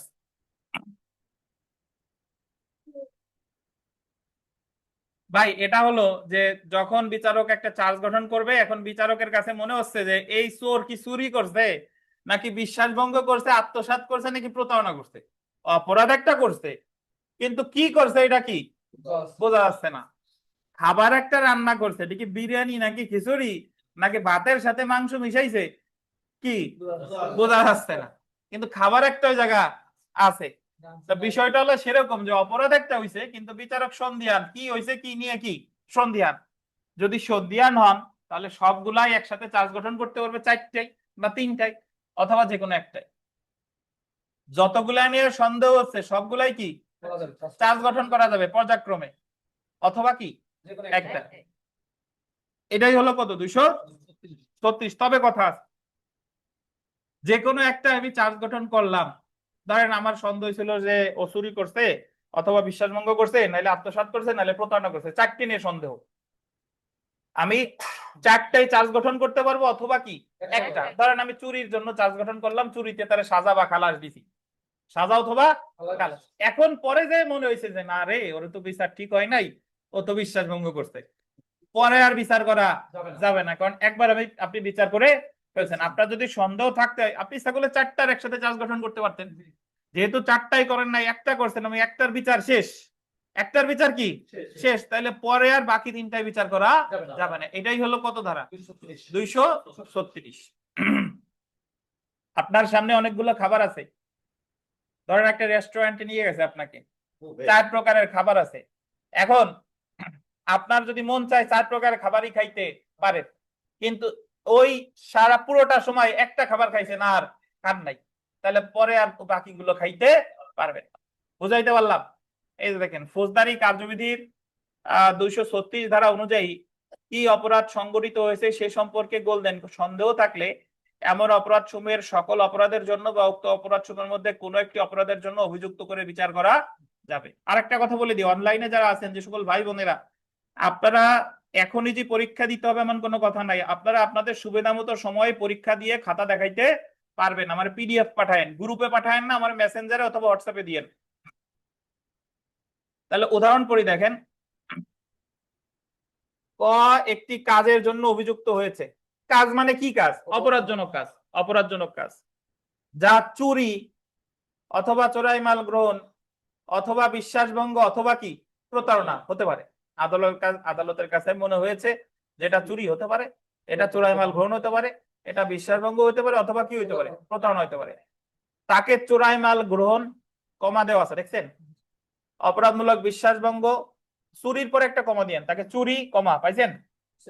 চুরি কমা চোরাই মাল গ্রহণ, অপরাধমূলক বিশ্বাসভঙ্গ, প্রতারণার জন্য একত্রে চার্জ করা যেতে পারে, অথবা তাকে চুরি বা চোরাই মাল গ্রহণ বা বিশ্বাসভঙ্গ বা প্রতারণা যে কোনো একটি অপরাধের জন্য চার্জ করা যেতে পারে। যদি আপনার 4টা নিয়ে সন্দেহ হয়, 4টায় চার্জ গঠন করে 4 ধারায় সাজা দেওয়া যাবে, অথবা যে কোনো কি একটাই। তবে একটাই যদি আপনি সাজা কি দিয়ে ফেলেন, তাহলে বাকি 3টার পরে বিচার করা যাবে না। আমরা চলে এসে 239 ধারা।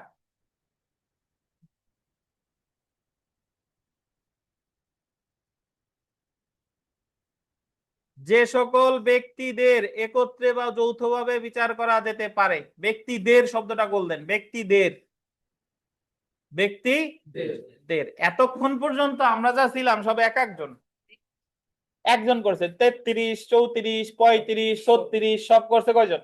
একজন। আর এখন বলছে ব্যক্তিদের, ধরেন 3 জন ব্যক্তি একই ধরনের 3টা অপরাধ করছে 1 বছরের মধ্যে, 239। একজন করলে হতো 234। তারপরে একজন ব্যক্তি একই বাড়িতে ব্যভিচার করছে, হত্যা করছে, যা খুশি তাই করছে, 235-এর 1। কিন্তু একাধিক ব্যক্তি যদি একই বাড়িতে ঢুকে হত্যা করছে, ব্যভিচার করছে, যা খুশি অন্যান্য অপরাধ করছে, তাহলে 239। তাহলে ব্যক্তিদের মানে একাধিক ব্যক্তি হলেই কত? 239। এই যে দেখেন, ফৌজদারি কার্যবিধি 239 ধারা অনুযায়ী গোলদেন 7 শ্রেণীর ব্যক্তিদের, কয় শ্রেণীর? 7 শ্রেণীর ব্যক্তিদের একত্রে বা যৌথভাবে বিচার করা যেতে পারে। কার কার? আমরা এই 7টা একটু ব্যাখ্যা দেব। দেখেন, 1 নাম্বার, একই কার্য প্রক্রিয়ায় সংঘটিত একই অপরাধের জন্য, এটা বলতেন, একই কার্য প্রক্রিয়ায় একই অপরাধ, এই দুইটা বলতেন। একই কার্য প্রক্রিয়া মানে কি এক সময়, একই অপরাধ মানে কি একটা অপরাধ। অভিযুক্ত ব্যক্তিদের, এটা বলতেন, অভিযুক্ত ব্যক্তিদের মানে একটা অপরাধ করছে অনেকজন মিলে, তাহলে সবার বিচার একসাথে করা যাবে। বুঝছেন? ধরেন 10 জনে মিলে একজনকে হত্যা করছে, তাহলে 10 জনের বিচার একসাথে করা যাবে। 239-এর কত? 1। কোন অপরাধে অভিযুক্ত ব্যক্তি, কি ব্যক্তি? যে অপরাধ করছে তারে বলে অভিযুক্ত ব্যক্তি, অ্যাকিউজড পারসন। আর অপসহায়তায় নিযুক্ত ব্যক্তিগণ, যে সহায়তা করছে। এমন অপরাধ সংগঠনের প্রচেষ্টাকারী ব্যক্তিদের একত্রে বিচার করা যেতে পারে। তাহলে অপরাধ যে করছে, অপরাধে যে সহায়তা করছে, এই সকল ব্যক্তিদের একসাথে বিচার করা যাবে। যেমন খুন সংগঠনকারী বা খুনের সহায়তাকারী ব্যক্তিদের একত্রে চার্জ গঠন করে একত্রে বিচার করা যেতে পারে। 302 এর সাথে কত? 109। তাহলে একটা অপরাধ করছে অনেকজনে মিলে, 239-এর 1। অপরাধ যে করছে, অপরাধের যে সহায়তা যে করছে, এদের বিচার একসাথে করা যাবে, 239-এর 2। 3 নাম্বার দেখেন, ফৌজদারি কার্যবিধি 234 ধারা অনুযায়ী 12 মাসের মধ্যে যৌথভাবে সংঘটিত একই ধরনের একাধিক অপরাধে অভিযুক্ত ব্যক্তিদের একত্রে বিচার করা যেতে পারে। 12 মাসের মধ্যে অপরাধ করছে একজন ব্যক্তি, 3টা অপরাধ করলে 234, কিন্তু ডাকাত দল 5 জনের, তারা 3টা ডাকাতি করছে 1 বছরের মধ্যে, তাদের বিচার একসাথে করা যাবে 239। আপনি বারবার এই 239-এর 3 পড়েন, ব্যক্তিদের একাধিক ব্যক্তি হলে 239। 4 নাম্বার দেখেন, একই কার্য প্রক্রিয়ায় গোল্ডেন, ভিন্ন ভিন্ন অপরাধ গোল্ডেন, অভিযুক্ত ব্যক্তিদের একত্রে বিচার করা যাবে। বলছে যে একই কার্য প্রক্রিয়া ভিন্ন ভিন্ন ব্যক্তিদের, ভিন্ন ভিন্ন ব্যক্তিদের মানে কি, একাধিক ব্যক্তি ঘটনা ঘটছে একসাথে, ভিন্ন ভিন্ন অপরাধে, ভিন্ন ভিন্ন অপরাধ মানে অপরাধ করছে একাধিক, এক সময় করছে অভিযুক্ত ব্যক্তি অনেকগুলো ব্যক্তি। 235-এর 1-এ ছিল ভিন্ন ভিন্ন অপরাধ করছে একজন ব্যক্তি এক সময়, আর এটা হলো ভিন্ন ভিন্ন অপরাধ করছে এক সময় অনেকগুলো ব্যক্তি, 239।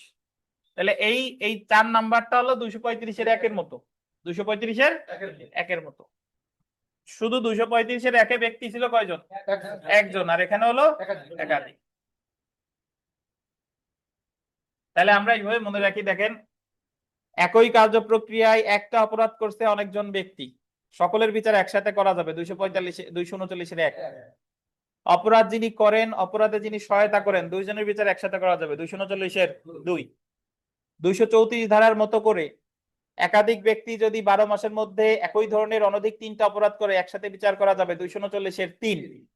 একই কার্য প্রক্রিয়ায় ভিন্ন ভিন্ন অপরাধ করছে অনেক ব্যক্তি, তাদের বিচার একসাথে করা যাবে 239-এর কত, 4। 239-এর 5 দেখেন, যখন কোনো ব্যক্তি চুরি, বলপূর্বক গ্রহণ বা অপরাধমূলক বিশ্বাস ভঙ্গ হয়ে গেছে, ভঙ্গ হবে, অপরাধমূলক বিশ্বাস ভঙ্গ অপরাধে অভিযুক্ত এবং অন্য ব্যক্তি চোরাই মাল গ্রহণ করেছে বা দখলে রেখেছে, সেই ক্ষেত্রে এই দুই ব্যক্তিদের একত্রে বিচার করা যাবে। এটার অর্থ হলো যে চুরি যে করছে আর চোরাই মাল যে রাখছে, দুইজনের বিচার একসাথে করা যাবে। চুরি যে করছে, চোরাই মাল যে রাখছে, দুইজনের বিচার একসাথে করা যাবে। 6 নাম্বার দেখেন, যে ব্যক্তিগণ দণ্ডবিধির 411 এবং 414 ধারা অনুযায়ী চোরাই মালের জন্য অভিযুক্ত, 411-তে হলো চোরাই মালের দখল রাখছে, আর 414-তে হলো চোরাই মাল লুকায় রাখছে। দখলে যা রাখছে আর লুকায় যা রাখছে, দুইজনের বিচার একসাথে করা যাবে। এবং যে অপরাধের দ্বারা উক্ত দখল হস্তান্তর করা হয়েছে এমন অপরাধ একত্রে বিচার করা যাবে। সব শেষে দেখেন, দণ্ডবিধির আন্ডারলাইন করেন 12 নং অধ্যায়ের অধীন মুদ্রা সম্পর্কিত অপরাধ এবং এমন অপরাধ সংগঠনের সহায়তা বা প্রচেষ্টার অপরাধ একত্রে করা যাবে। দণ্ডবিধির 12 নম্বর অধ্যায়ে আছে মুদ্রা জাল, স্ট্যাম্প জাল। এই মুদ্রা জাল, স্ট্যাম্প জাল যে করে আর যে সহায়তা করে, এদের বিচার একসাথে করা যাবে 239-এর কত। এখন আপনার এই জায়গায় সিরিয়াল যে মেইনটেইন করতে হবে এমন কোনো কথা নাই, আপনি আপনার মতো করে লিখবেন, আর যদি স্টার দিয়ে দিয়ে লিখলে ভালো হয়। যদি আপনার 7টা মনে না থাকে, 6টা লিখছেন, লিখবেন ইত্যাদি। ঠিক আছে, মনে রাখা খুব বেশি কঠিন না। একটা অপরাধ করছে অনেকজন ব্যক্তি, 1। অপরাধ যে করছে, অপরাধে যে সহায়তা করছে, 2। অনেকজন ব্যক্তি অনধিক 3টা অপরাধ করছে একই ধরনের, 3। একসাথে অনেকগুলো অপরাধ করছে অনেকজন ব্যক্তি, 4। চুরি যে করে, চোরাই মাল যে রাখে, 5। চোরাই মালের দখল, চোরাই মাল লুকিয়ে রাখা একসাথে করা যাবে কত, 6। মুদ্রা জাল যে করে, মুদ্রা জালে যে সহায়তা করে, এটা কত, 7। পারবেন না ইনশাল্লাহ? তাহলে পৃথক পৃথক অপরাধের জন্য পৃথক চার্জ গঠন 233। ব্যতিক্রম কততে, 234, 235, 236 আর 200 কত, 39। আচ্ছা, আমরা 237 আর 38 একটু কষ্ট করে পড়ে ফেলি, তাহলে এই অধ্যায় আমাদের শেষ। আর 40 আপনাদের পড়া লাগবে না, এটা আপনাদের ডিসকাউন্ট দেওয়া হলো। 237 ধারাটা পড়বো, দেখেন।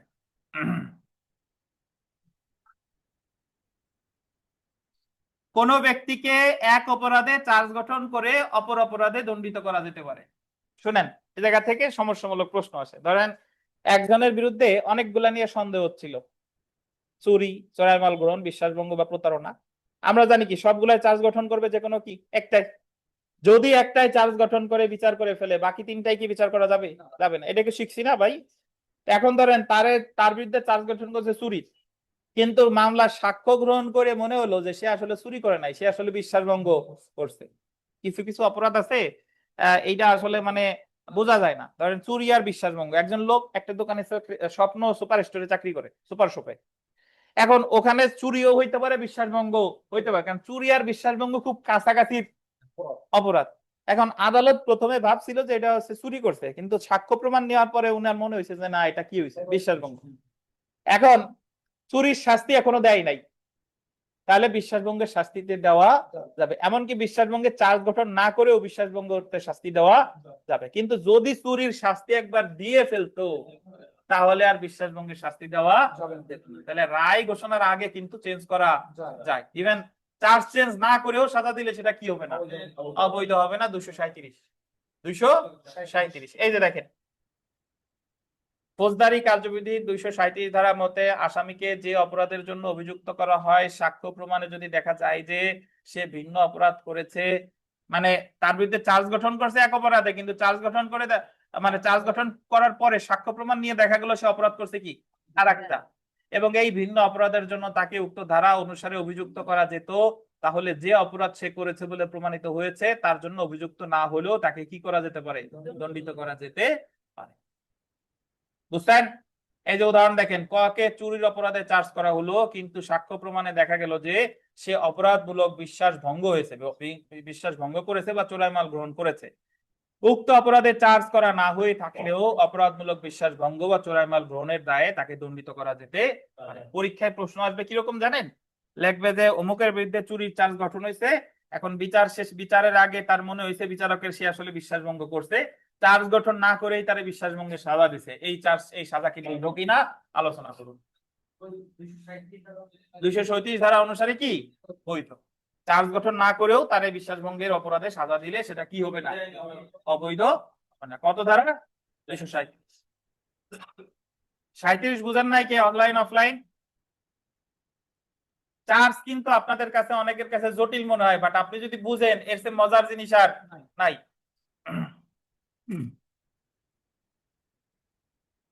আমরা 238 ধারাটা পড়ে ফেলি, যখন প্রমাণিত অপরাধ চার্জে অন্তর্ভুক্ত থাকে।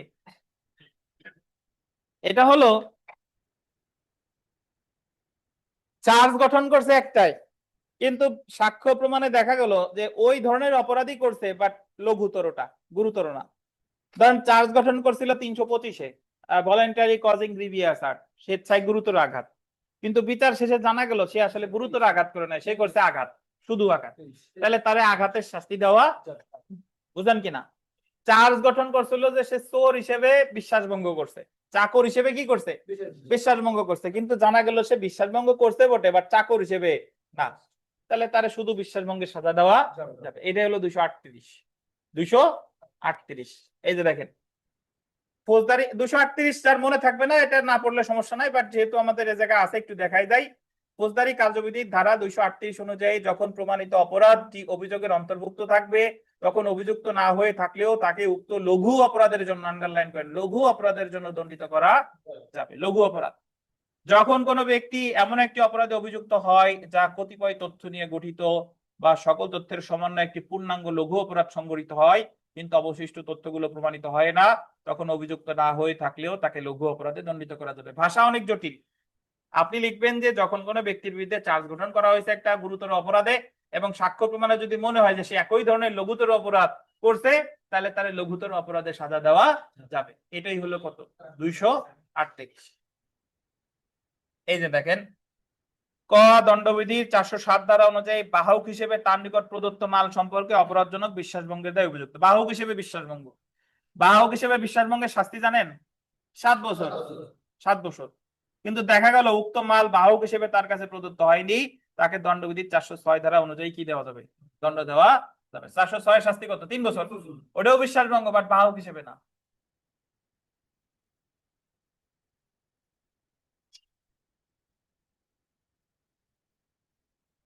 শোনেন, আপনাদের হোমওয়ার্ক, এই জায়গায় যে চার্জের যে সমস্যামূলক প্রশ্নগুলো আছে এগুলো সব পড়বেন, পড়ে লিখে নিয়ে আসবেন। চেষ্টা করবেন নিজের ভাষায় লেখার, আর না হলে দেখে দেখে লিখবেন। আগামী দিন আমরা 14 নম্বর প্রশ্ন পড়বো। আর এই যে যে প্রথম প্রশ্ন পড়ছি ক পড়লি বাকি বাকি সবগুলোর উত্তরের ভিতরে আছে। আমি একটু মিলাই দেই। এই যে দেখেন খতে আছে খ, প্রত্যেকটি ভিন্ন অপরাধের জন্য পৃথক অভিযোগ গঠন এবং প্রত্যেকটি অভিযোগ আলাদাভাবে আলাদা আলাদা বিচার করার বিধানটির ব্যতিক্রম সমূহ আলোচনা করুন। তার মানে 233। এই যে দেখেন এই যে প্রত্যেকটি ভিন্ন অপরাধের জন্য পৃথক অভিযোগ গঠন এবং প্রত্যেকটি অভিযোগ আলাদা আলাদাভাবে বিচার করার বিধানটি ব্যতিক্রম সমূহ 233, 34, 35, 36, 39। আর সেকেন্ড অংশ আছে রিভিশন কিংবা আপিল আদালত কর্তৃক কোনো মামলায় চার্জ গঠন হয়নি মর্মে উদ্ঘাটিত হলে ওর ফলাফল কি? 200 কত? 32। তো এই জায়গায় প্রতিটা প্রশ্ন আলোচনা করা আছে। কোনোটা যদি না বোঝেন আগামী দিন আমরা জিজ্ঞাসা করেন। আর সমস্যামূলক প্রশ্নগুলো হোমওয়ার্ক হিসেবে করে নিয়ে আসবেন। আমরা আগামীকাল আর একটা খুবই গুরুত্বপূর্ণ প্রশ্ন শুরু করব, 14 নাম্বার প্রশ্ন। এবং আগামীকাল আমাদের পড়া কয়টায় বলেন? 4:30। 4:30। আর এখন আমরা এই মুহূর্তে সরাসরি চলে যাব আমাদের পরীক্ষায়। 2 ঘন্টার পরীক্ষা, 50 মিনিট পরীক্ষা। অনলাইনে যারা আছেন তারা যদি কোনো কাজে ব্যস্ত থাকেন তাহলে যথাসময়ে পরীক্ষা দিবেন। চার্জ পরিবর্তন করার দরকার নাই রুবেল সাহেব, চার্জ পরিবর্তন না করেও সাজা দেওয়া যাবে এই 237-32-এ। তাহলে অবশ্যই পরীক্ষার খাতা দেখাবেন। আর এই মুহূর্তে আমি সাজেস্ট করব যারা ব্যস্ত নাই পরীক্ষা দিবেন। দেখেন পরীক্ষা না দিলে এই যে আজাদ সাহেব আসে নাই, মেইন যার যার যে ত্রুটি, এই ত্রুটি কিন্তু বাসায় বসে আপনি 5 ঘন্টা পরীক্ষা পড়াচ্ছে, এই জায়গা বসে 1 ঘন্টা লেখেন, এটা উপকারী। আপনাদের দেখে লেখলে লিখবেন সমস্যা নাই, কিন্তু সময় 2 ঘন্টা, ঠিক আছে? তাও চলে যাওয়া যাবে না। দেখে লেখলে লিখবেন, সময় 2 ঘন্টা, কিন্তু দেখে লেখলেও তো এই জায়গায় আপনার নিজের মতো করে লিখতে হবে, ঠিক আছে? তো আমি আর একটা কথা বলি, যার যে ত্রুটি, এটা যদি যার যে লেখার ত্রুটি, আজাদ সাহেবের লেখার ত্রুটি, উনি এখনো আসে নাই, লেখার ত্রুটি সংশোধন না করলে আপনি 100 বার লিখিত পরীক্ষা দিলেও পাস করবেন না। পাস করার মালিক তো আল্লাহ, কিন্তু বলতেছে যার যে ত্রুটি এটা সংশোধন না করলে কিন্তু হবে না। তো ভালো থাকেন, আল্লাহ হাফেজ, আসসালামু আলাইকুম। গ্রুপে প্রশ্ন দিয়ে দিচ্ছি।